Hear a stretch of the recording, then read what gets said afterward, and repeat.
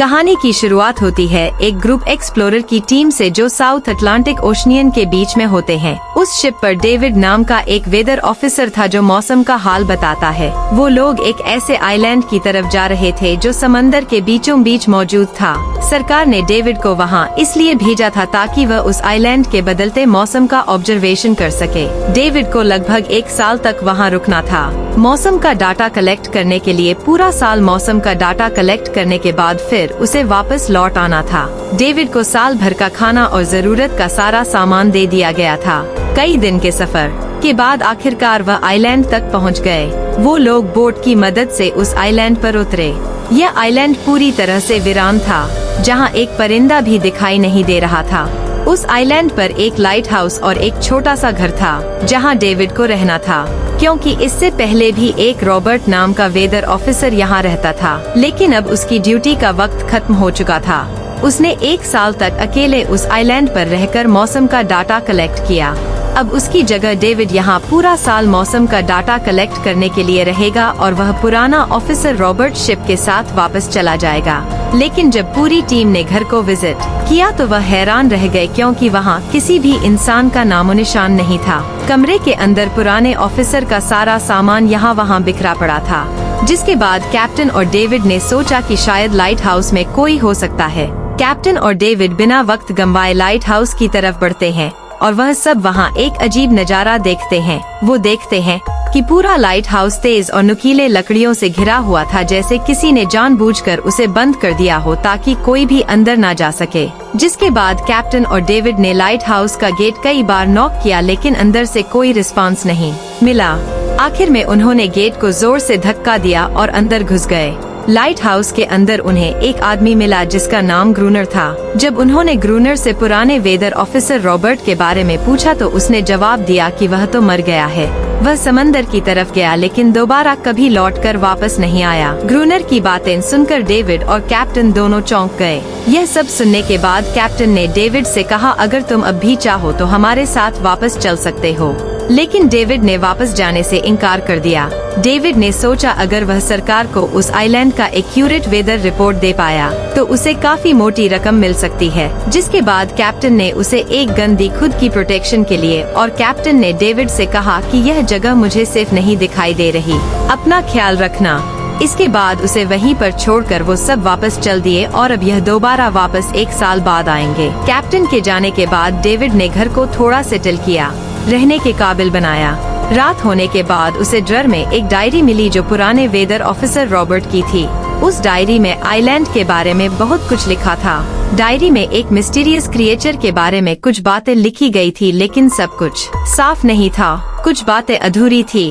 David हर line को ध्यान से पढ़ता गया। उस डायरी में कुछ अजीब तरह के जानवरों के स्केचेस भी बने थे। डेविड को समझ नहीं आया उसने ऐसी पिक्चर्स क्यों बनाई थी। शायद वह अकेला था और टाइम पास के लिए ऐसा किया होगा। डायरी के एक पेज पर पुराने ऑफिसर के वाइफ की फोटो भी लगी थी। डेविड वह डायरी पढ़ते पढ़ते थक गया और धीरे धीरे उसकी आंख लग गई। अगली सुबह डेविड ने मौसम का डाटा कलेक्ट करना शुरू कर दिया, लेकिन समंदर के पास पहुंचते ही उसके कदम रुक गए। उसने देखा कि चट्टानों के बीच कुछ पत्थर अजीब तरीके से सजाए गए हैं और उनके बीच शेल्स रखे थे अजीब से पैटर्न में। डेविड ने सोचा शायद यह सब ग्रूनर ने किया है। वो यह सोचकर दोबारा अपने काम में लग गया।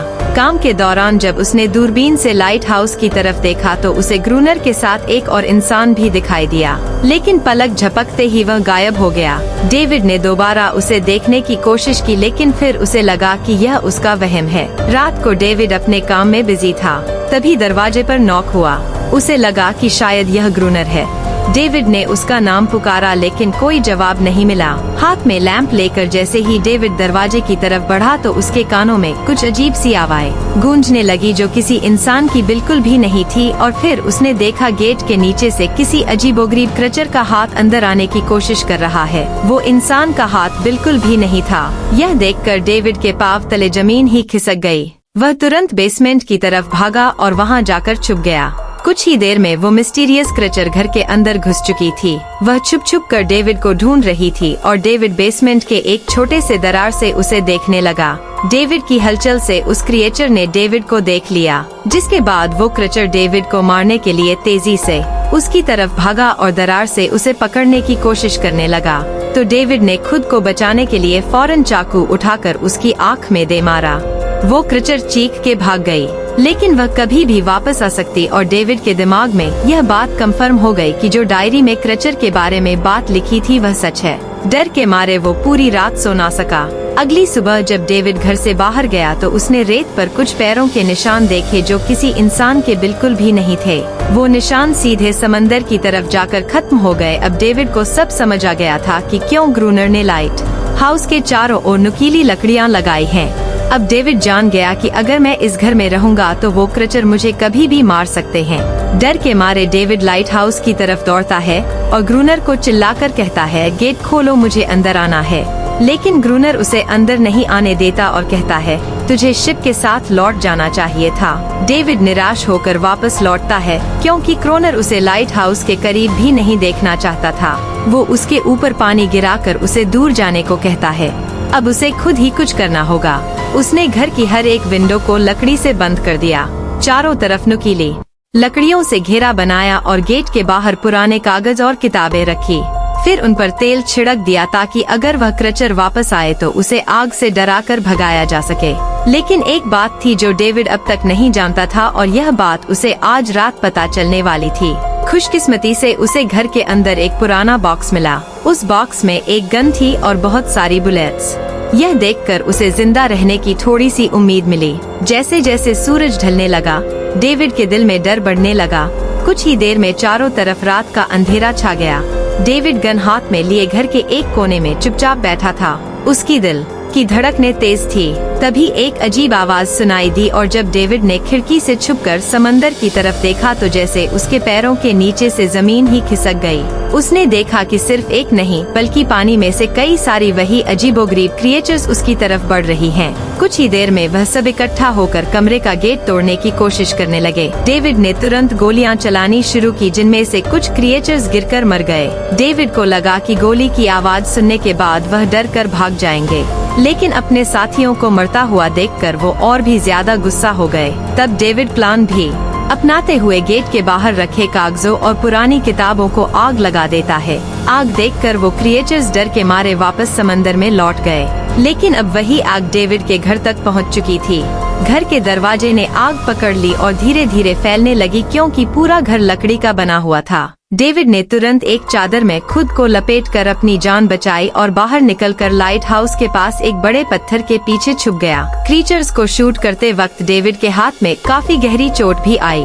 तभी अचानक तेज बारिश शुरू हो गई। आग धीरे धीरे बुझने लगी, लेकिन पूरी रात की बारिश के बाद भी सुबह तक डेविड अपना घर नहीं बचा पाया। पूरा घर जलकर लगभग राख हो चुका था। अब अगर डेविड को जिंदा रहना है तो उसे लाइट हाउस में पनाह लेनी होगी। उसने अपनी राइफल उठाई और लाइट हाउस के पास के पत्थरों के बीच छुप गया और इंतजार करने लगा कि कब ग्रूनर पानी भरने आएगा। जब ग्रूनर पानी भरने के लिए लाइट हाउस से बाहर निकला तो डेविड उसके पीछे चल दिया। लेकिन तभी अचानक एक अजीब सा क्रिएचर जो ग्रूनर के पास ही था, उसने डेविड पर हमला कर दिया। लेकिन किसी तरह करके डेविड ने उसे काबू कर लिया। वह क्रिएचर ग्रूनर का रक्षक था। जब वह उसे शूट करने वाला था तो ग्रूनर ने तुरंत डेविड को रोका और कहा, रुक जाओ, यह मेरा पालतू है। डेविड ने गोली नहीं चलाई और मौके का फायदा उठाते हुए उसने ग्रूनर के साथ एक शर्त रखी, अगर इस क्रिएचर को जिंदा रखना है तो मुझे लाइट हाउस में रहने दिया जाए, नहीं तो मैं इसे मार दूंगा। जिसके बाद ग्रूनर ने हाँ कर दी क्योंकि डेविड के पास ढेर सारा खाना और गन पाउडर था। शाम होने से पहले दोनों बचा हुआ खाना लेकर लाइट हाउस लौट आए और वह दोनों आराम से सो गए। अगली सुबह वो क्रिएचर चुपचाप डेविड का हाथ चाट रहा था। जब डेविड नींद से जागा तो उसने देखा कि इस क्रिएचर के चाटने की वजह से उसका हाथ पूरी तरह से ठीक हो चुका है। यह सब देखकर डेविड हैरान हुआ। डेविड अब ग्रूनर से इस क्रिएचर के बारे में और जानना चाहता था और फिर यह सब दुनिया के सामने लाना चाहता था क्योंकि यह किसी जादू से कम नहीं था। डेविड ने सोचा अगर इस क्रिएचर का राज दुनिया के सामने हम लाते हैं तो डेविड और ग्रूनर दोनों बहुत सारा पैसा और नाम कमा लेंगे। लेकिन ग्रूनर को यह सब नहीं चाहिए था। वह इस आइलैंड से कहीं नहीं जाना चाहता था। ग्रूनर का अब इस दुनिया में कोई नहीं बचा था। उसके लिए यह आइलैंड परफेक्ट था। जहां वह अपने आप को एक किंग समझता था और अपनी मर्जी का मालिक। इसी वजह से उसने आइलैंड के कई हिस्सों में लिख दिया था, क्रोनर यहाँ का बादशाह है। लेकिन डेविड को यह समझ नहीं आ रहा था कि यह अजीब सी क्रिएचर क्रोनर की फालतू कैसे बनी। तो क्रोनर ने बताया कि एक बार क्रोनर ने उसकी जान बचाई थी। वो गलती से उसके फिशिंग नेट में फंस गई थी। तब यह क्रिएचर छोटी थी और उस दिन के बाद से वह क्रोनर के साथ ही रह गई। उसकी हर बात माननी शुरू कर दी। लेकिन क्रोनर एक सख्त इंसान था। वो इस क्रिएचर के साथ बहुत बुरा बर्ताव करता था। क्रोनर हर दिन इस क्रिएचर के साथ फिजिकल रिलेशन रखता था। क्रोनर ने बताया कि एक बार इस क्रिएचर ने मुझ पर हमला भी किया था और उसके बदले में क्रोनर ने उसे ऐसी सजा दी कि उस सजा के बाद वो क्रिएचर अपने आप को क्रोनर की गुलाम समझने लगी। और आप सब भी समझ गए होंगे कि हर रात वो क्रिएचर समुद्र से बाहर क्यों आते हैं। वो सभी इसलिए आते हैं ताकि अपने साथी को क्रोनर से छुड़वाकर वापस ले जाए। लेकिन क्रोनर ऐसा नहीं होने देता। वो क्रिएचर्स दिन के उजाले में अटैक नहीं कर सकते क्योंकि सूरज की रोशनी उनकी स्किन जला देती है। डेविड अब यहाँ और नहीं रहना चाहता था। वो किसी तरह से आइलैंड से अपनी जान छुड़ाना चाहता था। खैर शाम होने लगी और क्रोनर ने उससे कहा, गन लेकर रेडी हो जाओ क्योंकि वो क्रिएचर्स कभी भी हमला कर सकते हैं। वो लाइट हाउस की लाइट ऑन करने के लिए तैयार हो गए और कुछ ही देर में समुद्र से बड़ी संख्या में क्रिएचर्स निकलकर बाहर आ गए। वो लाइट हाउस की तरफ बढ़ते जा रहे थे। क्रोनर उन पर लगातार फायर करता जा रहा था। लेकिन डेविड पूरी तरह से डर गया था। वो लाइट हाउस के अंदर की तरफ आने लगा। क्रोनर के बार बार कहने के बावजूद वो बस एक कोने में चुपचाप बैठा रहा और कुछ ही देर में डेविड बेहोश हो गया। क्रोनर पूरी रात अकेला इन क्रिएचर से लड़ता रहा। अगली सुबह क्रोनर ने गुस्से में डेविड के मुंह पर पानी डालकर उसे उठाया और कहा, अगर तुम्हें जिंदा रहना है तो इनकी जान लेनी होगी, नहीं तो तुम्हें लाइट हाउस से निकाल दिया जाएगा और तुम्हें मेरी हर बात माननी होगी। रोजाना पानी भर कर लाना, लाइट हाउस के छोटे बड़े काम करना और रात को मेरे साथ गार्ड ड्यूटी भी करनी होगी। अब डेविड के पास दूसरा कोई ऑप्शन नहीं था। इसी वजह से यह सब करना उसकी मजबूरी बन गया। डेविड अब क्रोनर की हर बात मानने लगा। लेकिन एक चीज थी जो उसे बिल्कुल भी पसंद नहीं आई। वो यह थी कि हर रोज उस फीमेल क्रिएचर को अलग अलग तरीकों से फिजिकली टॉर्चर करना। रात होती है, दोनों फिर से गार्ड ड्यूटी के लिए तैयार हो जाते हैं और एक बार फिर वो क्रिएचर समुद्र से निकलकर बाहर आते हैं। लेकिन आज डेविड को डर नहीं लग रहा था। उसने क्रिएचर पर फायरिंग शुरू की, मगर आज क्रोनर कुछ भी नहीं कर रहा था। वो डेविड को बाहर छोड़कर लाइट हाउस का गेट बंद कर देता है और खुद चुपचाप अंदर बैठ जाता है ताकि डेविड खुद सीख सके कि इन क्रिएचर्स से कैसे लड़ा जाता है। इसी तरह डेविड को लड़ते लड़ते वो रात कट जाती है और सुबह हो जाती है। सुबह क्रोनर ने देखा कि डेविड लाइट हाउस के गेट के बाहर खून में लथपथ बैठा था। अब उसने सीख लिया था कि इन क्रिएचर्स से कैसे लड़ना है। इसी तरह समय गुजरता गया। रातों को इन क्रिएचर्स से लड़ते हुए और दिन भर क्रोनर के लाइट हाउस के काम संभालते हुए यह आइलैंड अब उसके लिए एक बंद घर जैसा हो गया था। वो हर वक्त सोचता रहता था कि कब यह जगह छोड़कर आजादी की सांस लेगा। समय के साथ साथ डेविड का उस फीमेल क्रिएचर के साथ एक अजीब सी दोस्ती बन गई थी। डेविड को उसके लिए अब बुरा लगने लगा था। अब उसे समझ आया कि अपने लोगों को छोड़कर अकेला रहना कितना मुश्किल होता है। शायद वो क्रिएचर भी कुछ ऐसा ही महसूस करती थी। डेविड ने उस क्रिएचर को एक नाम भी दिया, अनारियस। इसी तरह से दिन गुजरते गए और फिर एक दिन उन्होंने देखा कि इन क्रिएचर्स के अटैक्स धीरे धीरे कम हो रहे हैं। डेविड सोचता है शायद सर्दियों में वह कहीं और चले जाते हैं या फिर शायद उन्हें समझ आ गया था कि इन दोनों से लड़कर कुछ हासिल नहीं होगा। लेकिन क्रोनर ने उससे कहा कि ऐसा बिल्कुल नहीं है, वो फिर से अटैक करेंगे। अब वो अपनी संख्या बढ़ा रहे हैं। कुछ और दिन ऐसे ही गुजर गए। एक रात डिनर के बाद क्रोनर और डेविड ने टाइम पास के लिए चेस खेलना शुरू किया। लेकिन यहीं पर क्रोनर से एक बड़ी गलती हो गई। वह दोनों खेल में इतने उलझ गए कि लाइट हाउस की लाइट्स ऑन करना ही भूल गए। अंधेरे का फायदा उठाकर क्रिएचर्स ने उन पर अटैक कर दिया। डेविड ने देखा कि क्रिएचर्स की संख्या इतनी ज्यादा थी कि दो लोग मिलकर भी ज्यादा देर तक नहीं लड़ सकते थे और इस बार उनके पास कोई प्लानिंग भी नहीं थी। गन्स की बुलेट्स भी ऑलमोस्ट खत्म हो चुकी थी। किसी तरह बचते जाते वह लाइट हाउस के टॉप तक पहुंच गए। लेकिन इस बीच क्रोनर के पैर में गहरी चोट आ गई। वो क्रिएचर्स आज उन पर भारी पड़ गए थे। दोनों को लगा कि आज उनकी मौत पक्की है। लेकिन खुशकिस्मती से सुबह हो गई। जैसे ही सूरज धीरे धीरे उभरता है वो क्रिएचर्स लाइट हाउस छोड़कर समुद्र में वापस चले जाते हैं। कड़कती धूप निकलने के बाद एनेरियस क्रोनर के जख्म को ठीक करने की कोशिश करती है, लेकिन अब तक डेविड को समझ आ चुका था कि वो इन क्रिएचर्स के साथ यह लड़ाई जीत नहीं सकते। बुलेट्स भी अब खत्म होने के करीब है। उनके पास खाना भी इतना नहीं है कि वह ज्यादा देर तक चल सके। लकीली अगले दिन जब डेविड लाइट हाउस के बाहर इधर उधर घूम रहा था तो उसने समुद्र में एक जहाज देखा। वो जल्दी से अंदर से फ्लेयर गन लाया और जहाज को सिग्नल देने गया, लेकिन क्रोनर ने उसे रोक दिया क्योंकि वह नहीं चाहता था कि डेविड यहाँ से जाए। उसी वक्त अनारियस ने क्रोनर पर हमला कर दिया। वो डेविड को क्रोनर से बचाना चाहती थी। क्रोनर किसी को भी यह आइलैंड छोड़ने नहीं देना चाहता था। यह आइलैंड उसकी अपनी दुनिया थी जहाँ वो एक किंग की तरह रहता था। वो डेविड को भी जाने नहीं देना चाहता था। इतने समय से अकेला रहने के बाद अब उसके पास कोई था जिससे वह बात कर सकता था, और अगर डेविड उस शिप में वापस चला गया तो वह वहां जाकर सबको एंड्रियस और उनके बारे में बता देगा। इसलिए अब डेविड यहाँ से नहीं जा सकता। धीरे धीरे वह शिप डेविड की आंखों के सामने समुद्र में गायब हो गई। अब उसके पास कुछ भी करने को नहीं था। कुछ और दिन ऐसे ही बीत गए। क्रोनर अब भी डेविड और अनारियस दोनों के साथ बुरा बर्ताव कर रहा था, लेकिन अनारियस को वो खास तौर पर मारता था जो डेविड को बिल्कुल पसंद नहीं था। एक दिन डेविड ने अनारियस को एक छोटी टॉय बोट गिफ्ट में दी जो उसने किसी मछली की हड्डी से बनाई थी, लेकिन जब अनारियस ने उस बोट को देखा तो वह डेविड को आइलैंड के एक ऐसे कोने में ले गई जहां सचमुच एक असली बोट रखी थी। जब डेविड ने इस बोट के बारे में क्रोनर से पूछा तो उसने कहा हाँ, उसे पहले से पता था कि आइलैंड के इस हिस्से में एक बोट है। क्रोनर कहता है कि कुछ लोग इस आइलैंड तक बोट के जरिए अपनी जान बचाने आए थे, लेकिन सुबह होने से पहले उनमें से कोई भी जिंदा नहीं बचा। सबको इन क्रिएचर्स ने मार दिया। वो सब शिप में गोला बारूद ले जा रहे थे, लेकिन समुद्र में आए तूफान की वजह से उनका शिप इसी आइलैंड के पास डूब गया। यह सब सुनते ही डेविड के दिमाग में एक आइडिया आया। उनके पास एक डाइविंग सूट जैसा कुछ था। डेविड ने कहा कि अगर हम दोनों में से कोई उस सूट को पहनकर समुद्र के उस हिस्से में जाए जहां वह शिप डूबी थी तो हो सकता है उन्हें कुछ बुलेट्स या डायनामाइट मिल जाए जिससे इन क्रिएचर्स से लड़ना आसान हो जाए। लेकिन क्रोनर ने इस बात को मानने से इनकार कर दिया, पर डेविड अपनी जान को खतरे में डालकर यह काम करने को तैयार था। कुछ और दिन ऐसे ही गुजर गए।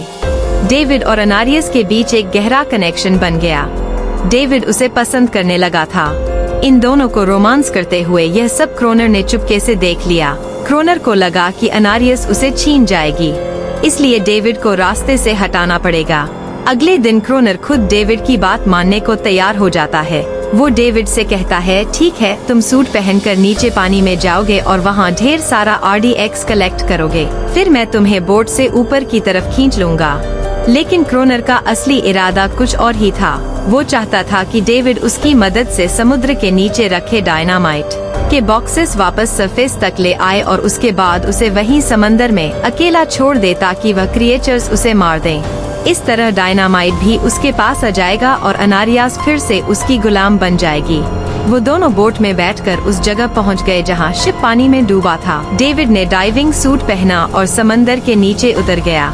नीचे जाने के बाद डेविड ने देखा कि शिप पूरी तरह तबाह हो चुकी है, लेकिन उसकी किस्मत अच्छी थी कि उसे कुछ डायनामाइट के बॉक्स मिल गए।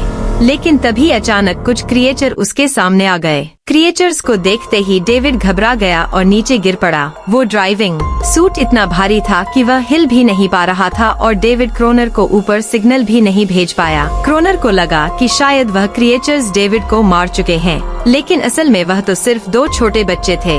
डेविड ने जैसे तैसे करके अपना डाइविंग सूट वहीं छोड़ दिया और ऊपर सतह तक खुद को पहुंचाया। उन्हें वहां कुछ पुराने बॉक्स मिले जिनमें डायनामाइट था। इसके बाद यह दोनों काम पर लग गए। उन्होंने लाइट हाउस के आसपास 2 लेयर्स में डायनामाइट बिछा दिया ताकि जब अगला हमला हो तो वे मॉन्स्टर्स को एक ही बार में खत्म कर सकें। कुछ महीने बीत गए और बर्फबारी का मौसम आया, लेकिन एक बार फिर वो क्रिएचर्स गायब हो गए। अचानक से अटैक बंद हो चुके थे, जैसे क्रिएचर्स को खबर मिल गई हो कि उनके लिए जाल बिछाया गया है, इसीलिए अब वह अटैक नहीं कर रहे थे। क्रोनर को लगा कि शायद एनारियास ने उन क्रिएचर्स को खबरदार कर दिया है, जिसकी वजह से वो एनारियास पर जुल्म करने लगा, लेकिन डेविड ने उसे रोक लिया। आखिर में दोनों ने मिलकर एक नया प्लान बनाया, लाइट हाउस का मेन गेट खुला छोड़ने का, ताकि जैसे ही वह क्रिएचर्स पास आए डायनामाइट से उन सबको उड़ा दिया जाए। डेविड ने चालाकी से काम लेते हुए एनारियास को लाइट हाउस के टॉप पर चीखने को कहा। एनरिस की आवाज सुनते ही सभी क्रिएचर्स गुस्से से भड़क उठे। क्रिएचर्स ने जब देखा कि लाइट हाउस का मेन गेट खुला हुआ है तो उन्हें लगा कि यह अच्छा मौका है एनारियास को छुड़ाने का, लेकिन असल में यह उनके लिए एक चाल थी। कुछ ही देर में वह क्रिएचर समंदर से बाहर निकलने लगे। वे सीधे मेन गेट की तरफ बढ़े और अंदर घुसते ही डेविड पर हमला कर दिया।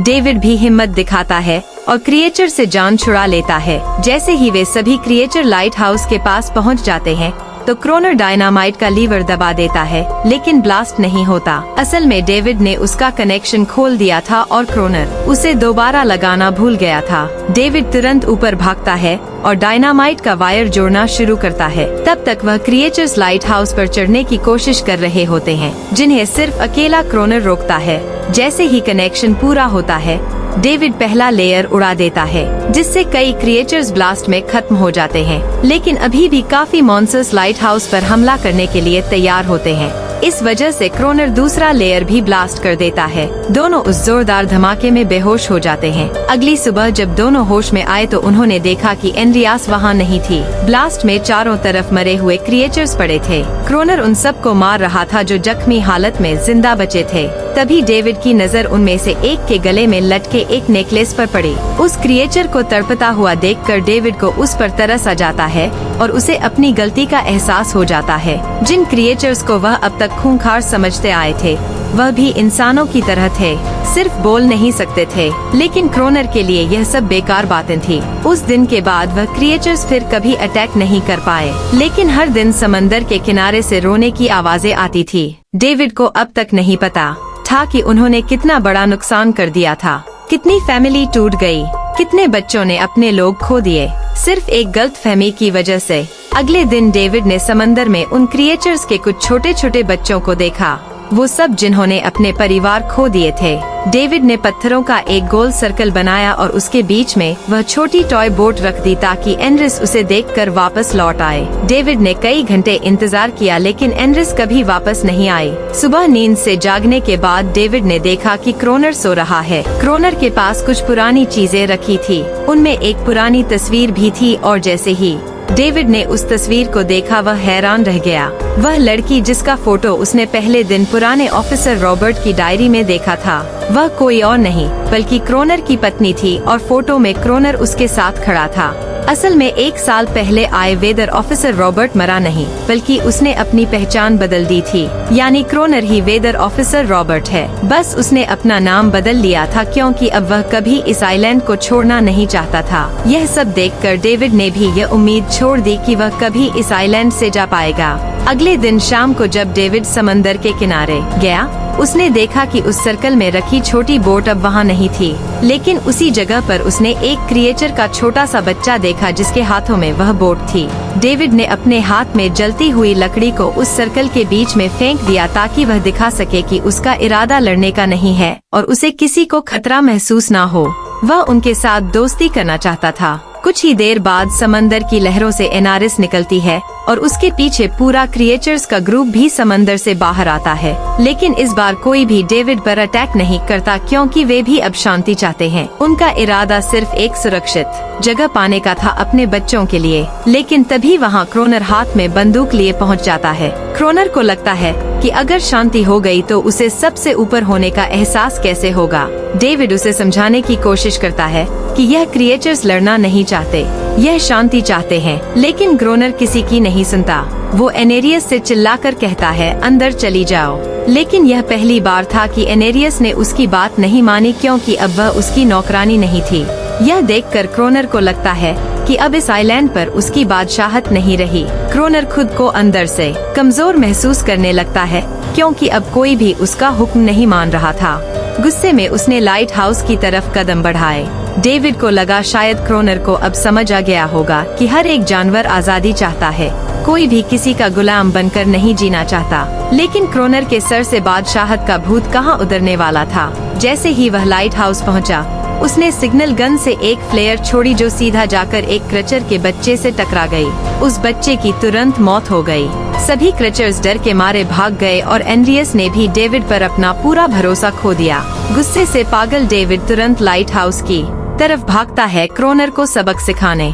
डेविड उससे लड़ने लगता है, क्यों किया तूने यह सब? यह लोग तो बस शांति चाहते थे। लेकिन क्रोनर इतना हिंसक हो चुका था कि उसने डेविड को मारने का फैसला कर लिया। वह हाथ में लोहे का रड लेकर जैसे ही डेविड पर वार करने जा रहा था, डेविड ने उसे उसके असली नाम से पुकारा और कहा, रुक जाओ रॉबर्ट, तुम खूनी नहीं हो। यह सुनकर क्रोनर एकदम रुक गया। असल में रॉबर्ट ऐसा इंसान कभी था ही नहीं। इस आइलैंड पर आने के बाद अकेले रहने की वजह से उसकी मेंटल हेल्थ बिगड़ चुकी थी। अकेलापन, अपनी पत्नी की मौत और गहरा डिप्रेशन, इन सब ने उसे ऐसा बना दिया था। वह असल में कोई किलर नहीं था, वह एक अच्छा इंसान था। क्रोनर को एहसास हुआ कि यह क्रिएचर्स कभी लड़ना नहीं चाहते थे, वे बस शांति चाहते। ग्रोनर ने उन्हें सिर्फ इसलिए मारा ताकि वह खुद को पावरफुल दिखा सके, और अब ग्रोनर को अपनी गलती का एहसास हो चुका था। इसीलिए उसने खुद को उन क्रिएचर्स के सामने सरेंडर कर दिया और कुछ ही पलों में उन्होंने उसे मार दिया। डेविड लाइट हाउस के अंदर खुद को लॉक कर लेता है। समय ऐसे ही बीतता चला जाता है और 1 साल बाद आइलैंड पर एक गवर्नमेंट अफसर आता है, साथ में एक नया वेदर ऑफिसर भी होता है। अब नए गवर्नमेंट अफसर ने इस आइलैंड पर वेदर मॉनिटर की ड्यूटी करनी थी। जब कैप्टन पिछले अफसर के बारे में डेविड से पूछता है तो डेविड भी वही बात करता है कि वह पानी की तरफ गया था लेकिन कभी वापस नहीं आया, और वेदर ऑफिसर को भी लगता है कि डेविड ही ग्रोनर है। डेविड ने भी उनकी इस गलतफहमी को ठीक नहीं किया। वह चुपचाप बालकनी पर गया और खड़ा हो गया बिना कुछ कहे, क्योंकि अब वह भी इस आइलैंड को छोड़ना नहीं चाहता था, बिल्कुल क्रोनर की तरह। इसी दौरान एंड्रिस भी अपने परिवार के साथ खुश थी। अब उन्हें किसी क्रोनर जैसे आदमी का डर नहीं था। अब वे आइलैंड पर भी और समंदर में भी आजादी से जी सकते थे। इसी के साथ कहानी खत्म हो जाती है।